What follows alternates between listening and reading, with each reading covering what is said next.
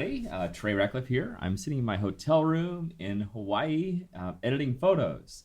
And normally I edit photos out of my Sony or Hasselblad, but in this case, I'm editing a photo from my Pixel 2.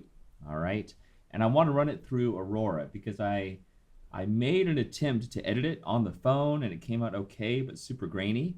And the number one feature I want to show off today with Aurora is the denoise feature, which is amazing. And to me, the greatest thing about the denoise feature is you can have different levels of noise reduction in different parts of your photo.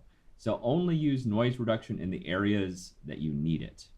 Okay, let me show you, for example, what happened here. Okay, so this one I edited on the phone. Okay, and it looks okay. You know, when you're on a tiny phone, you're like, that looks pretty awesome. But then when you zoom in, you get close, and you're like, a little bit of noise in there, not looking too swift, right? A bit amateur, a bit bush league. Okay, so what I did instead is I actually used my phone to sync to Lightroom that gets it back to my computer. That's a longer story. I have the how-to. We just released a Pixel 2 review that you might want to see on the website. I'll put the links down in the description. But anyway, I got the original photo back here. So I thought that we would edit this together, and I'll show you how you can do selective denoise after you kind of HDR it up, okay? So this is the basic photo. And already, as I zoom in, you can see a little bit of noise there. The Pixel 2 is actually really good in the dark, but it does add a little bit of noise, but we're gonna get rid of that, okay? So let's pick up this file, and we're gonna drop it into Aurora.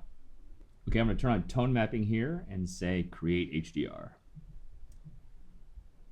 All right, here's the result. You can see there's a little bit of an effect here, not much because I checked tone mapping. But typically, whenever you add any kind of HDR effects, it does exacerbate any noise, but we're gonna fix that. Okay, so step one, let's crop it in, okay? Let's make it more about the actual scene. See all this kind of boring blue stuff up there? That's not really where the action's at. So don't be afraid to crop into the most interesting part. I mean, just because you were there and you captured all this stuff, why not get it all? Okay, so see this little black part over here? I don't really like that. It's a bit dark. You know, it's a bit too much. Again, don't be afraid to crop your own images. I mean, sometimes it can be a bit violent. It feels like, oh, I shouldn't really crop it, but just get into like the most interesting part of the photo. Okay, so I'll say done. My next step is, before I do any kind of repairing of the bad part, the noisy part, I'm going to try to make it look as beautiful as possible. Okay, so I'm going to do a little HDR enhance right here, a little bit of smart tone. That's good. It looks pretty good. Okay, there are major noise problems. Usually in the darker areas is where the noise happens. So I'm going to make a new layer here, plus new adjustment layer.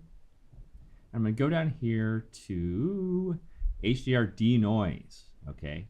So I'm going to increase the amount, increase the smooth, and the boost. Okay, this gets rid of just everything. Okay, it makes it super duper smooth. Okay, and now you can see the whole thing is just like a little ridiculous. It feels like it's like Vaseline on the lens, like a Barbara Walters interview. But we're not going to do it that extreme. Okay, one of the best things about layers is you can turn on this brush. Okay, and I'm going to slow it down a little bit here. I'm going to change the opacity down to like 33%. Now, as soon as I click, the kind of original photo will come back. And as I brush, anything that seems too extreme, I'm just going to keep brushing over it until I see the noise disappear. Okay. I have daughters, and I have one that's 9 and one that's 12, and they just sit there and they just brush their hair. You know, I'm a guy. I don't really brush my hair like that, but they just keep brushing their hair until it's all smooth.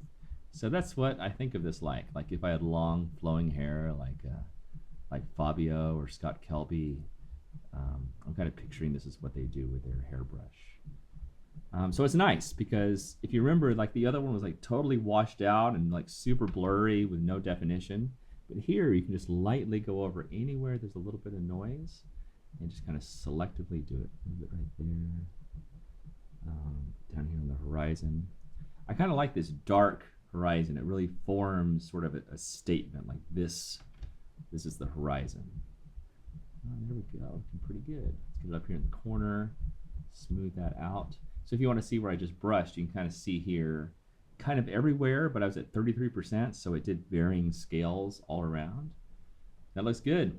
Okay, and as one finishing touch, I'm going to hit new adjustment layer here and go down to my favorite area, image radiance. I'll pull that up a little bit. Oh yeah, a bit of shadows. Not too much vividness because it'd be like too like, whoa, that's ridiculous.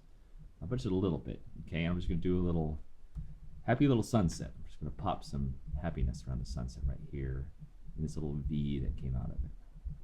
Look at that, looking good. Okay, so we can look at a before, which is quite noisy and kind of dull, but still pretty good.